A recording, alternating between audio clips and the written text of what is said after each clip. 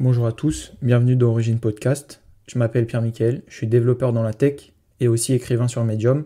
J'écris des articles sur justement la tech et l'IA. Je me suis rendu compte en grandissant qu'il y avait beaucoup de personnes qui me partageaient leur ambition, mais au final très peu se lançaient. Donc tout simplement le but de ce podcast c'est de redonner confiance et motivation à mes auditeurs. Dans chaque épisode il y aura un nouvel invité qui sera expert dans un domaine ou qui aura un projet à nous partager.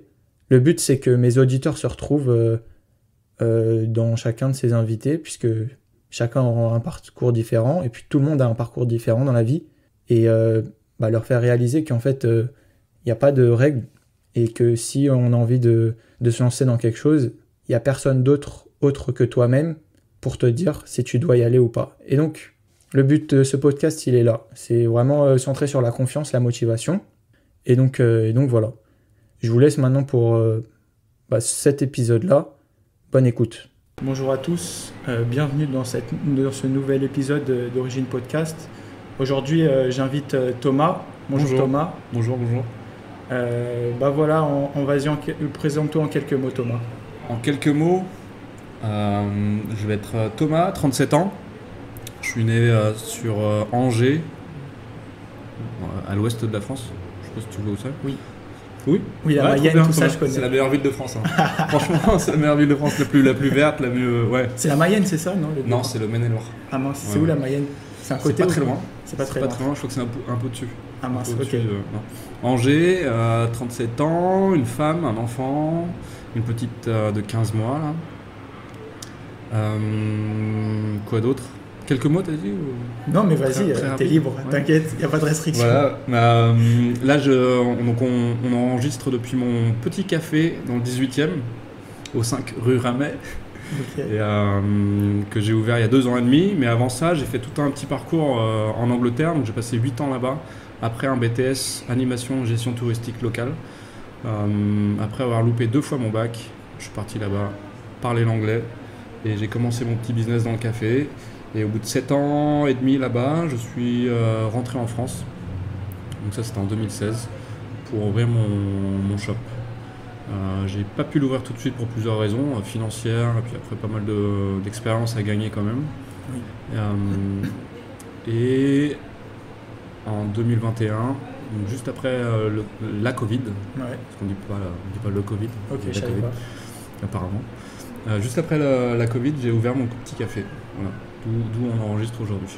Ok, très bien. Du coup, revenons sur ton parcours. Du coup, donc tu as eu ton bac. C'est pour ça que j'ai parlé en quelques mots, parce que je savais qu'il y avait un petit retour. Hein. C'est ça. Tu as eu ton bac et ensuite tu as passé ton BTS là-bas en Angleterre ou ouais, donc j'ai d'abord essayé de passer un bac général. C'était un bac ES à l'époque, je ne sais pas si ça existe encore. C'était quand? C'était dans les années 2000. Ouais. Donc ça date quand même un peu. C'est pas du tout une filière, le général, qui me... C'est pas que ça me plaisait pas, mais je pense que j'avais autre chose à faire. Donc j'ai loupé 2 fois ce bac général. Il me fallait quand même j'ai pas fait une promesse à ma mère, mais il me fallait quand même un petit background en diplôme. Ouais. Donc j'ai passé un diplôme, c'était un bac pro compta. Okay. Je l'ai passé en 1 an au lieu de 2 à l'époque, parce que je crois que tu passes d'abord par un CAP, okay. Puis CAP, BEP. Ça, je saurais pas te dire. Je sais plus trop. Ouais. Bref, je l'ai passé le truc en 1 an, rapidos, pour avoir mon petit bac pro compta. Et après ça, j'ai voulu bosser dans l'événementiel, dans tout ce qui était tourisme et événementiel. Okay. Les écoles dans lesquelles je voulais travailler, dans lesquelles je voulais étudier étaient payantes. Donc je ne pouvais pas les financer moi-même. Okay. Donc j'ai bossé au McDo pendant 1 an pour essayer de financer ma boîte, pour financer pas la boîte, mais l'éducation dans cette école. Et puis en fait, après cette année de petit boulot au McDo, j'ai trouvé la même école mais gratuite, publique, mais à Saumur, qui est pas très loin de Angers, c'est à 45 minutes en voiture. Et donc je faisais les trajets au tout début matin et soir pour aller jusqu'à Saumur pour passer mon petit BTS. Okay. Et au bout de 6 mois, en fait, j'ai trouvé un petit appart là-bas. Et j'ai passé 3 ans à Saumur pour passer mon BTS animation gestion touristique locale. Ok, et tu as une raison particulière pourquoi tu t'es lancé dans l'événementiel ou tu savais juste pas et tu t'es dit pourquoi pas Ouais, en fait j'aime bien tout ce qui est événementiel, l'organisation, l'échange avec les gens, le contact, tout ça, faire découvrir des choses. Ça c'est un truc que j'aime bien. Ok. Et l'événementiel c'est ça, c'est événementiel et tourisme. Okay. Et c'est tourisme local. Donc en fait c'était attirer des étrangers sur un territoire français, et un territoire un peu dead, un peu mort. Donc, je sais pas, on aurait pu m'envoyer, mais en fait, c'est essayer de développer un endroit en le dynamisant et en créant une certaine attractivité pour cet endroit. Donc ça peut être tout, ça peut être une région, ça peut être une ville, ça peut être un monument, un château, ce que tu veux, hein. Okay. Une maison d'artiste. C'est assez large et vaste, mais ouais, ça c'est des trucs qui me plaisent. Ok. Donc j'ai voulu me lancer là-dedans. Ouais. Ok, donc une fois que tu as eu ton BTS, t'as travaillé dans l'événementiel pendant combien de temps? Justement, j'ai pas du tout travaillé. Après ce BTS, c'est un BTS où il faut attirer du touriste étranger sur le territoire français. D'accord. Sauf que ces touristes, ils parlent pas français. D'accord. Donc il fallait parler en anglais. Donc j'avais une bonne base en anglais, si tu veux.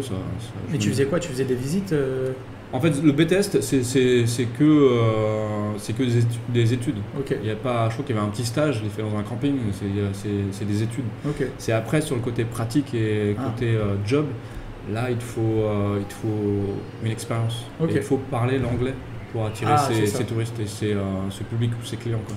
Okay. Sauf que moi, j'avais une bonne base en anglais, si tu veux, classique de l'école. Ouais. Sauf que l'éducation linguistique en France est pas top.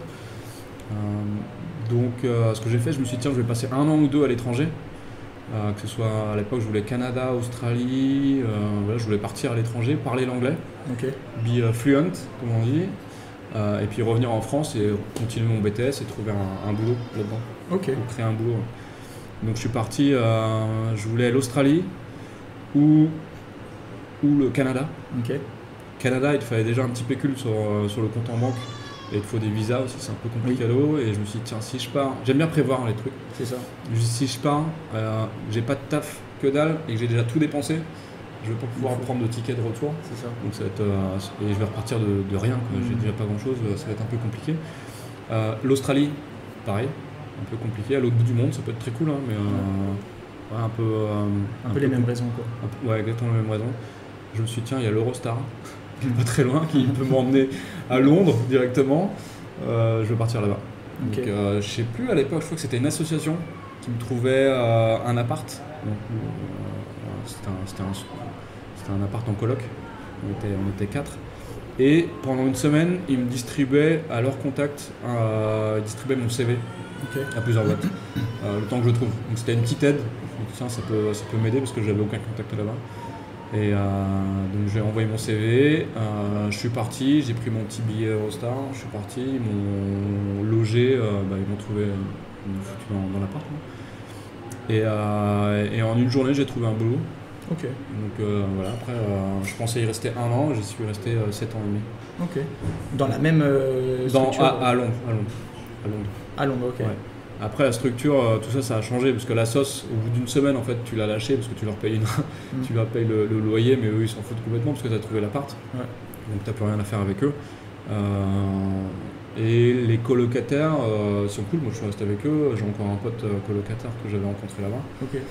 C'est un pote maintenant qui habite vers Clermont, entre Clermont, le Vietnam et les States. Ok. Et ouais. Et après, la vie t'emmène dans différents endroits où tu loges, où tu rencontres des gens, où voilà, tu changes d'appart et tout ça. Donc, en fait, tu fais ta petite vie là-bas. Et les 7 ans et demi passent très rapidement. Oui, effectivement. Et donc, c'est là, du coup, que tu as un peu... Donc, vraiment, ton premier job, c'était dans un café, quoi. Ouais, c'est ça. Donc, j'avais une petite expérience McDo que j'avais faite en attendant de pouvoir payer mon école payante pour passer mon BTS, qui finalement était plutôt gratuite, publique. Mais grâce à cette petite expérience McDo, c'est pour ça que j'ai trouvé un taf en une journée là-bas, parce que c'était une boulangerie qui avait besoin de quelqu'un pour servir des clients lambda. Il fallait juste parler un petit peu l'anglais, ce que je faisais. J'étais derrière la caisse et voilà, quand je vendais des petits gâteaux, des trucs comme ça. Ok. Donc j'ai trouvé ce taf-là. Ouais. Et tu es quand même resté 7 ans, du coup tu as vraiment développé une passion autour du café, du service, du contact client. Ouais, totalement. Ouais. Ok. Le contact, je l'aimais bien déjà. Ouais. Contact, vente, j'aime bien aussi, parce que c'est faire découvrir un petit produit. Travailler en équipe, je kiffe. Ok. Travailler en équipe, essayer de gérer ta petite journée, un petit côté performance aussi, de monter les chiffres de plus en plus. Ok. Ça c'est un côté cool, c'est ce que je fais aujourd'hui. Mais c'était plus une boulangerie sans le côté café. Okay. Il y avait quand même une petite machine, c'est comme ça que j'ai découvert. Et le manager de l'époque nous a fait une mini formation sur le café. Et c'est comme ça que j'ai découvert. Mais en partant, j'avais... le café, c'est pas une passion, c'est un boulot. Je vois. Ouais. C'est devenu un peu une passion, et voilà, c'est un produit qui me plaît et que j'ai envie de travailler correctement et de respecter, mais c'est pas une passion première. Quoi. Et qu'est-ce qui t'a fait envie de retourner en France, puisque tu es quand même resté 7 ans Ouais, je suis resté 7 ans et demi, ouais. Le retour s'est fait pas brutalement, mais petit à petit, si tu veux, au bout de 7 ans et demi, tu te fais des amis, mais c'est beaucoup d'amis étrangers. Ouais, qui sont de un peu passage, partout, quoi. Ouais, c'est ça. Tu as peut-être connu ça aussi en Suède, mais il y a beaucoup de passages, et au bout d'un moment, ces potes que tu te fais, au bout de 3-4 ans, ils retournent dans leur pays, moi c'était Italie, beaucoup d'Espagnols, quelques Français, ou Australiens aussi, Néo-Zélandais, un peu partout, quoi. Mais ces gars-là, ou ces meufs-là, elles partent, ils retournent parce que problème de visa, ou ils refont leur truc. Et puis moi j'avais mon ex avec laquelle j'avais aussi cassé à l'époque, donc j'avais plus vraiment de lien. J'avais pris un appart aussi avec elle à l'époque, donc tu vois, il y a plus, faut retrouver son appart et tout est cher aussi là-bas. Plus vraiment de lien de construction de quoi que ce soit, quoi. Okay. Et j'avais vraiment cette envie entrepreneuriale d'ouvrir une boîte. Okay. Donc j'avais commencé déjà beaucoup là-bas à travailler sur un petit projet, donc j'en avais plusieurs en tête. Hein. Mais après, il y avait toujours cette barrière de la langue. Je me suis dit, tiens, c'est peut-être pas mon pays. Et dans le café, si tu pousses un peu, il y a on appelle ça le third wave coffee. Donc c'est le café de troisième vague. C'est pas ce que tu peux trouver au bistrot du coin. C'est un truc un peu plus travaillé, un peu plus acidulé, un peu raffiné. Un peu plus raffiné, plus de parfum. Okay. C'est travaillé un peu différemment du café bistrot. T'avais pas cette culture-là en France. Okay. Donc je me suis dit, il y a quand même une part de marché à avoir en France. Clairement. Je suis revenu pour ça. Donc du coup, tu es revenu en France. Je suis revenu en 2016. Ouais. Et donc après, tu t'es tout de suite lancé dans cette aventure-là ou tu as commencé t'as fait au début? Non, au début, donc j'avais fait plusieurs allers-retours entre Londres et Paris et Angers, même au tout début, mais Angers, il n'y a rien qui se passe. La plus grosse ville à côté, ça va être Nantes, mais à Nantes, il n'y avait rien qui se passait non plus. Donc je suis Paris, je vais faire Londres, Paris. Donc, je suis venu à Paris, j'avais trouvé un taf directement avant de revenir quand même. Je suis pas revenu sans rien parce que j'aime bien prévoir, donc j'avais déjà trouvé mon taf en revenant. Et je me suis dit, tiens, je vais me laisser un peu de temps, le temps d'accumuler un petit peu d'argent parce qu'il faut des fonds pour monter une boîte. Bien sûr. Le temps d'accumuler un petit peu d'argent et je vais me laisser un an pour essayer d'ouvrir ma boîte. Et finalement, j'ai été embauché pour une boîte, c'était un café de spécialité qui avait 4 cafés. Et ils m'ont dit, tiens, si tu veux, tu peux gérer, on a envie de développer ça. C'était les Galeries Lafayette à l'époque, qui voulaient ouvrir des coffee shops. Ils m'ont appelé pour ça. Et je me suis dit, tiens, en même temps, je vais augmenter mon expérience pro. Et ça va m'aider pour mon taf. Et puis le temps passe vite, je trouve. Et donc j'ai gagné en expérience en gérant des trucs que je n'avais pas fait à Londres, du style le RH, donc gestion de personnel, gestion des machines, des trucs comme ça. Moi c'était plus le côté technique que j'avais à Londres. Ouais. Et ici c'est le côté un peu plus social que j'ai gagné. Et en fait entre ton job que tu as repris à Paris et celui que tu avais à Londres, en fait tu as aussi gravi en échelon à Londres ou c'est ça. Ok, donc tu as évolué à Londres, etc. Totalement, et tu as gagné plus en gestion personnelle, tout ça, quand tu arrives à Paris ou tu l'avais déjà à Londres? Non, j'avais pas ça. En fait, tout ça, c'est une sorte de jeu vidéo. Tu gagnes en niveau. Ouais. Et c'est exactement ce qui s'est passé parce que je suis parti à Londres. Moi, je suis un peu un acharné. Je bosse Ouais, je bosse beaucoup et j'aime ça, quoi. Mais je vais pas baisser les bras facilement, donc j'ai toujours bossé à fond et je vais récupérer la merde ou faire tout ce que tu me demandes, je vais le faire. Moi, si je peux monter un peu les échelons. En France, c'est un peu compliqué. Tu as toujours cette hiérarchie qui va un peu te mettre les bâtons dans les roues. Je trouve que c'est une autre mentalité. Mais je pense que les pays nordiques, comme la Suède ou Danemark, et le côté anglo-saxon des pays comme l'Angleterre, tu montes plus rapidement. Ok. Tu peux prouver assez facilement que tu t'es tiré les doigts du cul et puis tu peux monter, si tu donnes tout, tu peux monter facilement. Ok. Et donc moi je savais rien du tout au début, je faisais je sais plus combien d'heures et voilà, ça se voit. Donc au bout d'un moment, en plus tu as beaucoup aussi dans ce secteur-là, tu as beaucoup de turnover. Oui. Le turnover, c'est quand les équipes tournent beaucoup parce que tu as beaucoup d'expats qui viennent bosser. C'est un peu mon problème aujourd'hui, c'est la recherche de personnel, c'est pareil. Mais donc toi quand tu as envie de rester et que tu as envie de donner un truc positif à la boîte, ils te le donnent. Pas forcément en termes de salaire, mais en tout cas il faut monter au niveau de ton expérience, donc ça peut te servir plus tard. Moi je l'ai pris tiens, je suis pas sous-payé, je suis payé, c'était le minimum, à l'époque c'était, je sais pas, 10 pounds de l'heure, un truc comme ça. Ouais. C'était pas grand chose, mais au moins tu te dis tiens, ça pourra me servir plus tard. Ouais, clairement. Et donc tu montes, au début tu fais pas grand chose, moi je faisais que oublions la petite boulangerie parce que c'était pas vraiment café de spécialité, mais après quand j'ai donné ma démission pour partir dans le café de spécialité, le manager était néo-zélandais, il ne me comprenait pas quand je parlais anglais, je le comprenais pas non plus quand lui parlait avec son accent kiwi. Ouais. Mais par contre on avait une symbiose et c'est à lui que je dois tout maintenant. Il m'a donné ma chance et je faisais la plonge, tout ce qui est vaisselle. Ça me permettait d'observer un peu ce qui se passait à la machine, de savoir comment les gens réagissaient à la caisse. Et petit à petit, tu montes les échelons, on donne un peu en tant que head barista ou leader d'une équipe. Ouais. Et après, qualité, contrôle pour tous les magasins, puis torréfaction, des choses comme ça. Tu montes assez facilement là-bas. Et donc, du coup, en fait, quand tu arrives en France, ton esprit, c'était de mettre de l'argent de côté, toujours avoir un taf pour pouvoir en fait financer ton projet entrepreneurial. C'est ça, après. Ouais. Okay. Et l'entrepreneuriat, en fait, ce que beaucoup de gens oublient, c'est que c'est pas que le côté technique qu'il faut. T'as le côté technique, c'est très bien, mais t'as beaucoup de faut personnes. Être agile aussi, non? Ouais, mais c'est surtout que faut le côté gestion. Ok. Surtout, parce que tu peux être un très bon, je sais pas, surtout là c'est un travail un peu manuel.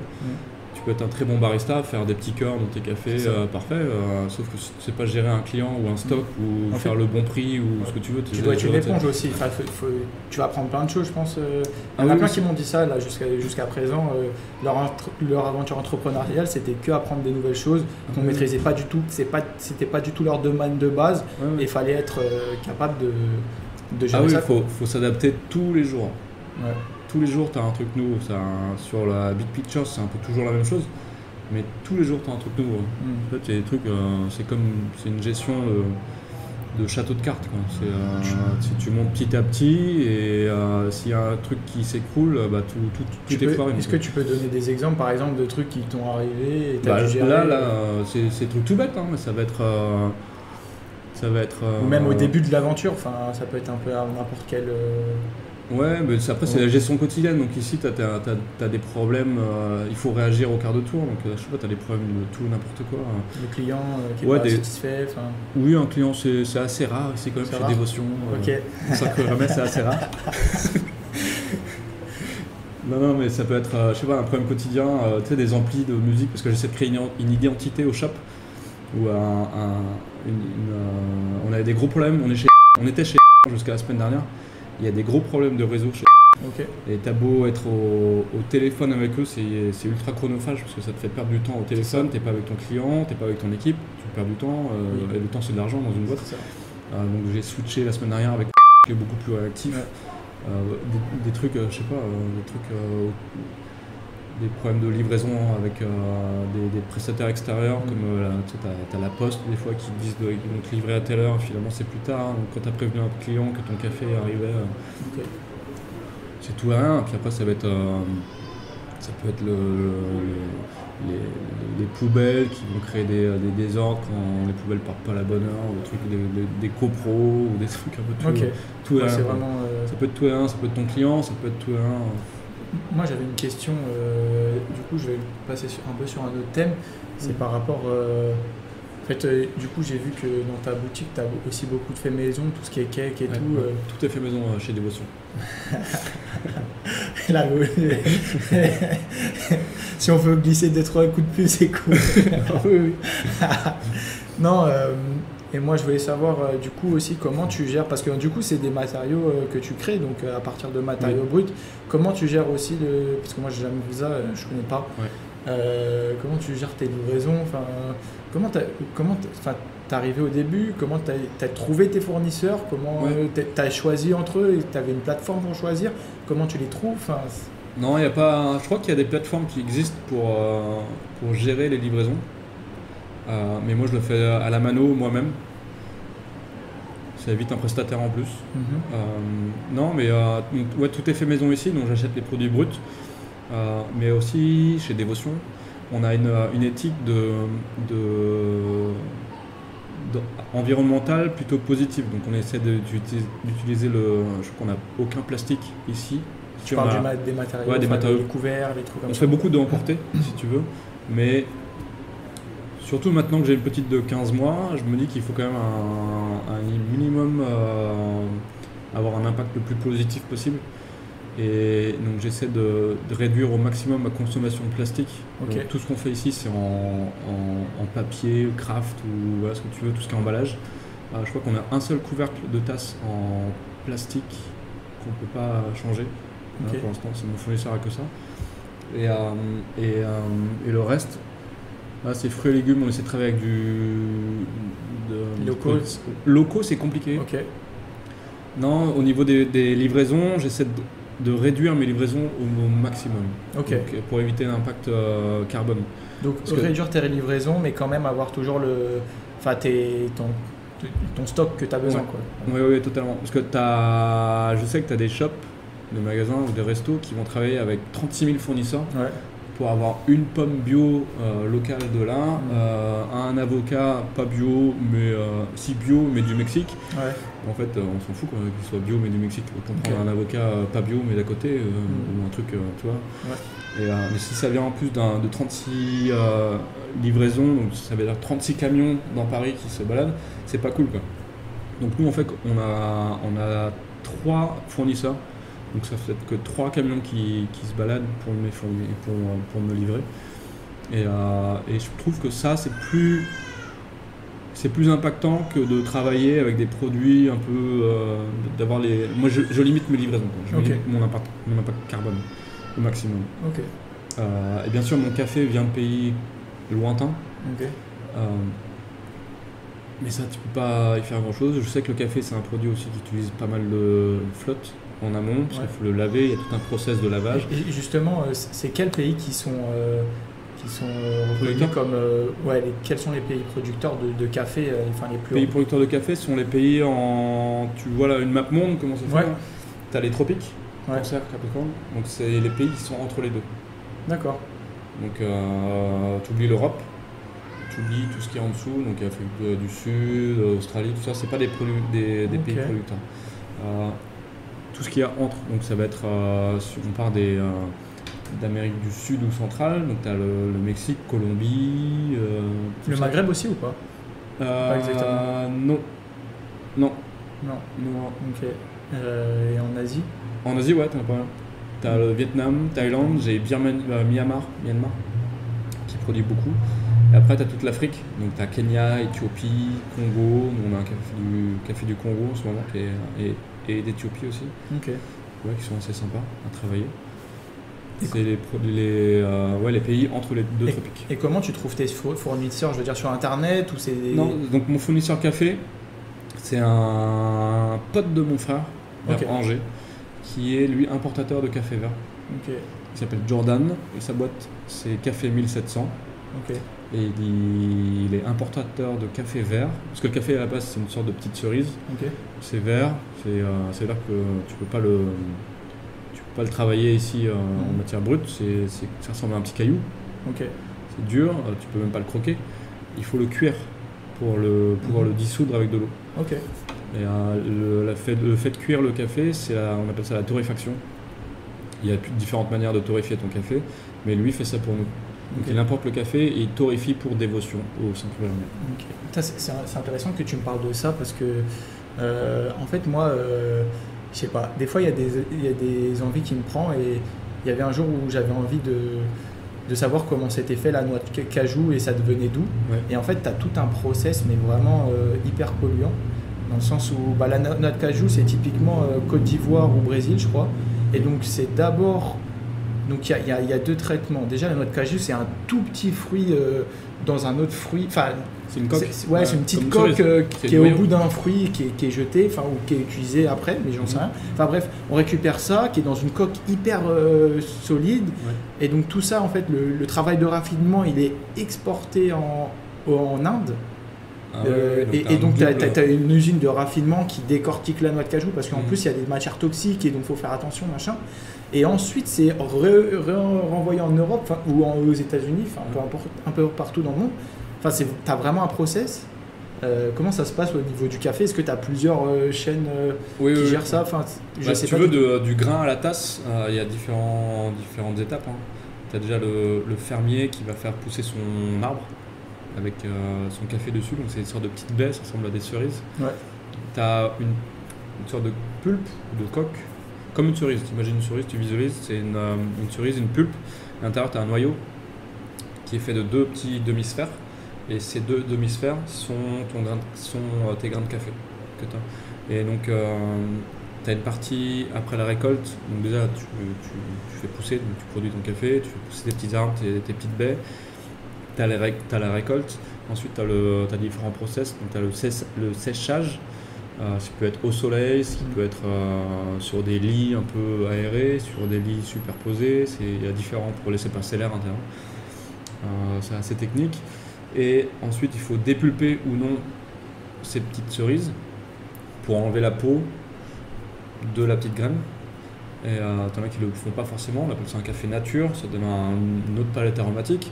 Tu peux le laver, ça donne une palette un peu plus claire, un peu plus clean dans la tasse. Et cette petite pulpe, on appelle ça le cascara aussi, donc tu peux en faire une infusion, il y a pas mal de caféine dedans.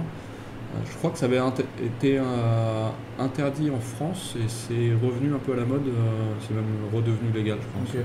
C'est juste pas mal de caféine, mais c'est comme un produit...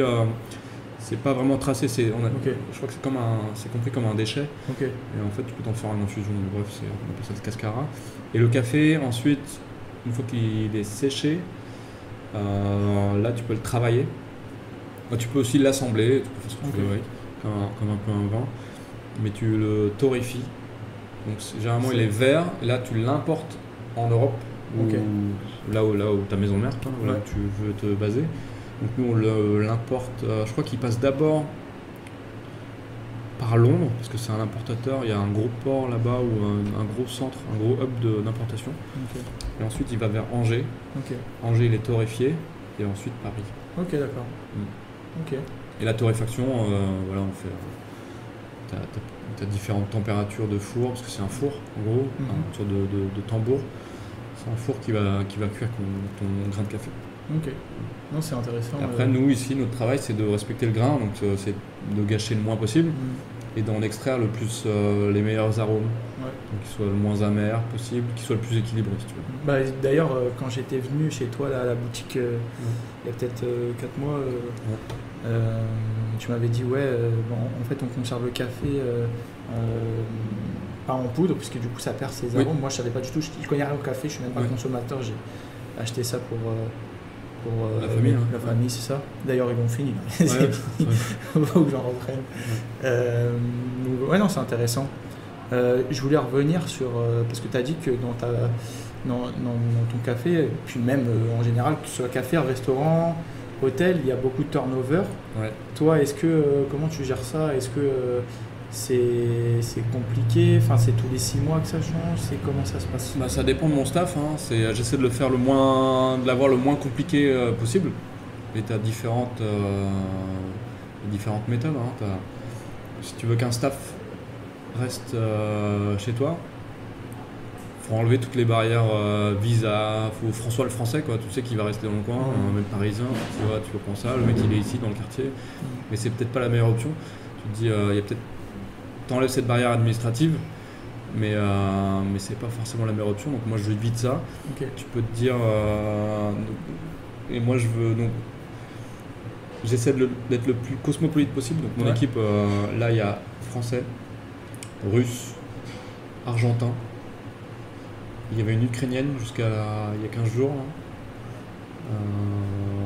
On n'a pas continué avec pour différentes raisons.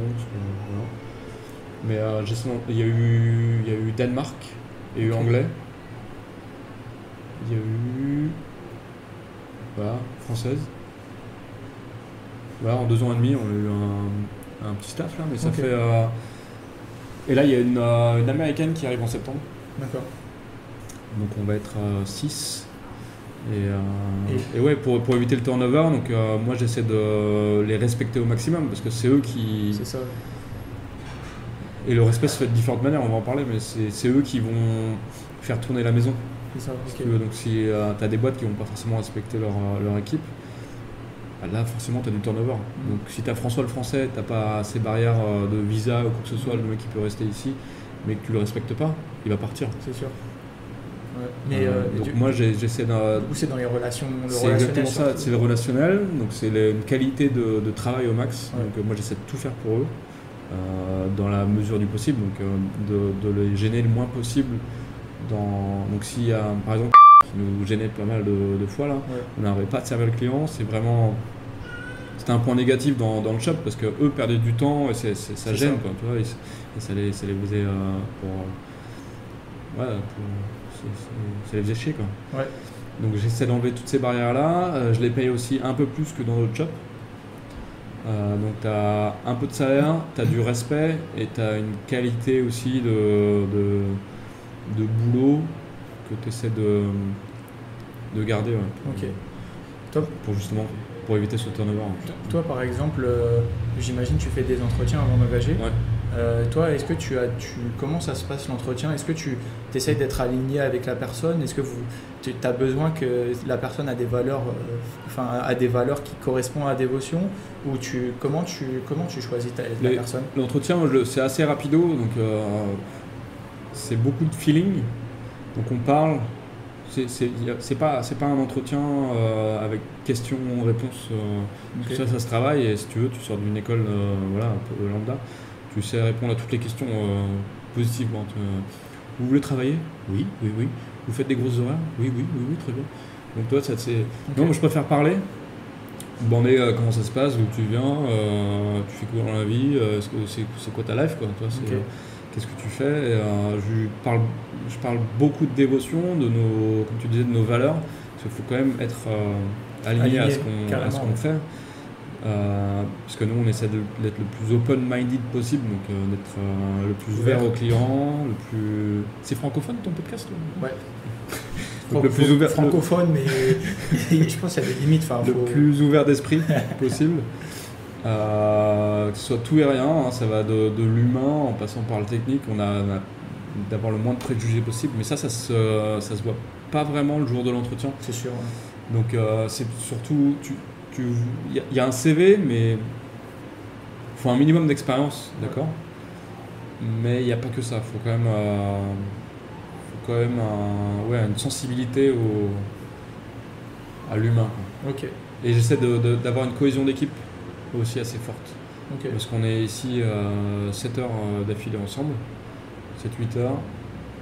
Des fois il peut y avoir des galères avec tout et n'importe quoi, que ce soit problème technique ou client, ce que tu veux. Non, le client est d'accord. Le client est ok chez Dévotion. Ouais. Mais donc il peut y avoir des tensions, si tu veux, parce qu'on peut avoir beaucoup de monde quand même, donc il peut y avoir un peu de stress, de tension. Donc si l'équipe s'il n'y a pas de cohésion d'équipe, ça va pas. Parce que le moindre grain de sel va faire péter le truc. Donc j'essaie de viser la cohésion d'équipe. D'abord que tout le monde s'entende bien, qu'ils passent leur musique, que tout le monde danse derrière le comptoir. Et que ça déconne, mais que ça reste très pro.